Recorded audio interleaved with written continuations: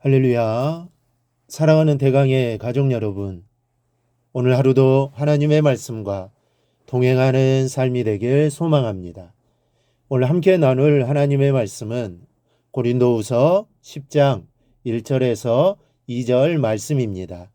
너희를 대면하면 유순하고 떠나 있으면 너희에 대하여 담대한 나 바울은 이제 그리스도의 온유와 관용으로 친히 너희를 권하고 또한 우리를 육신에 따라 행하는 자로 여기는 자들에 대하여 내가 담대히 대하는 것 같이 너희와 함께 있을 때에 나로 하여금 이 담대한 태도로 대하지 않게 하기를 구하노라. 아멘.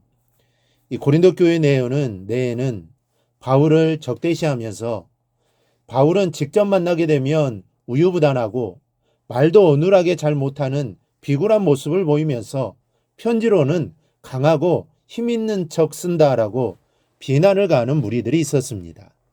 그리고 이런 무리 때문에 고린도 교회 안에 적지 않은 성도들이 흔들리고 있었습니다. 그래서 오늘 말씀은 이런 흔들리는 성도들을 향한 말입니다. 자신을 적대하는 무리들을 엄히 징계하기로 결심한 바울이 흔들리는 성도들을 향하여 그런 거짓 교사들의 유혹에서 벗어날 것을 그리스도의 온유와 관용으로 간곡히 권하는 장면입니다. 우리는 오늘 본문에서 두 가지를 생각하고자 합니다. 첫째는 돌이키지 않는 자들은 엄하게 징계할 필요가 있습니다. 의사는 환자를 치료할 때 상처 부위가 치유될 가능성이 없는 경우에 이 팔이든 다리든 가리지 않고 절단합니다. 그렇게 하지 않으면 시간이 갈수록 더 넓은 부분을 잘라내야 하거나 또 그대로 내버려 둘 경우 생명을 잃게 될 것이 뻔하기 때문입니다. 본문 2절을 보면 바울이 이런 결심을 하고 있습니다.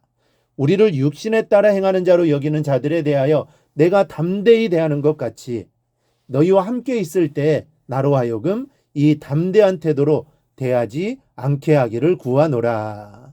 자신을 대적하는 고린도 교회 안에 거짓 교사들을 그대로 두었다가는 필경 더 많은 성도들의 영혼이 타격을 받을 것이고 만약 내버려 두면 고린도 교회의 영적 생명이 단절되고 말 것이 분명하기 때문입니다.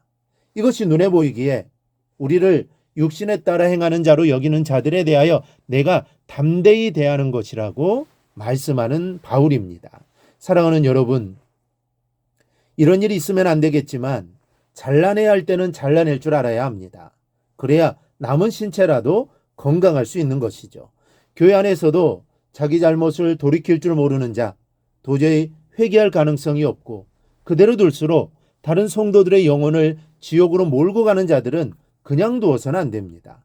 엄하게 징계해서 전체 교회의 영적 건강을 돌아봐야 할 필요가 있는 것입니다. 그러나 우리 교회는 이런 일이 앞으로도 영원히 필요가 없게 되기를 바랍니다. 혹 인간인지라 잘못이 있을지라도 곧 깨닫고 회개하며 용서하고 사랑하는 교회가 되기를 축원합니다. 둘째는 가능한 한 그리스도의 온유와 관용으로 권해야 합니다. 엄한 징계는 절대로 남발하면 안 됩니다. 왜 그렇습니까? 심사숙고하고 또 심사숙고하고 참고 또 참는 가운데 마지막 방법으로 엄히 징계해야 합니다.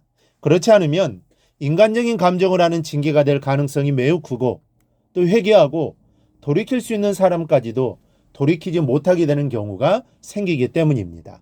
오늘 사도 바울을 보십시오. 대적자들에 대해 징계를 결심했습니다. 그러나 대적자들로 인하여 실족한 사람들까지 한꺼번에 다 징계하려고는 하지 않습니다. 오히려 그리스도의 온유와 관용으로 너희와 함께 있을 때 나로 하여금 이 담대한 태도로 대하지 않게 하기를 구하노라라고 간곡하게 권면하고 있습니다.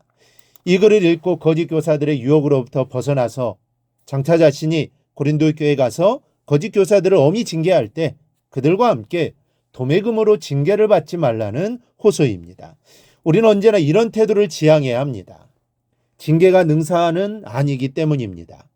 잘못할 때마다 벌 주고 징계하고 꾸짖는 것으로 일관한다면 나만 할 사람이 누가 있겠습니까? 결국에는 모든 사람이 다 상처를 받게 될 것입니다.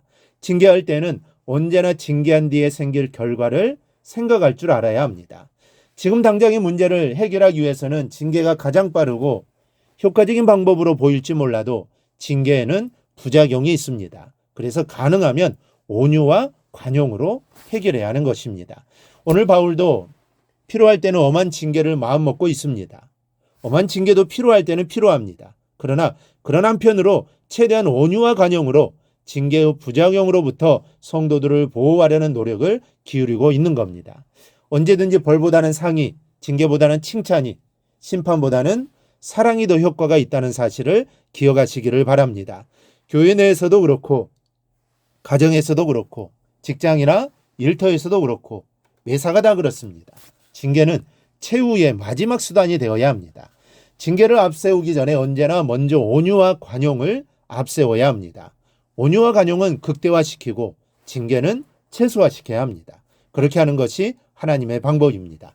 주님도 우리에게 징계보다는 먼저 사랑을 주셨지 않습니까? 징계는 그 사랑을 받아들이지 않는 자들을 위하여 마지막 방법으로 미루어 두신 주님입니다. 그 마지막은 주님이 이 땅에 다시 오시는 재림의 때가 되어야 할 겁니다. 그때에는 더 이상 관용이 없습니다. 심판만이 있을 겁니다. 하지만 그전에는 계속해서 용서하십니다. 사랑으로 대해 주실 겁니다. 우리 모두 주님을 본받아 사십시다. 바울을 본받아 사십시다. 언제 어디서나 징계는 언제나 최후의 방법으로 하고 항상 온유와 관용을 앞세워 실천함으로써 그리스도의 사랑을 나타내시는 여러분들이 되기를 바랍니다. 주님은 우리가 이렇게 살아가기를 원하고 계십니다. 하나님의 뜻입니다. 이 사실을 명심하고 늘 온유와 관용으로 사랑으로 살아가는 우리 성도들이 되기를 주님의 이름으로 축원합니다. 오늘 묵상한 말씀을 굳게 잡고 삶으로 실천하며 살아내는 대강의 모든 성도들이 되기를 축복합니다.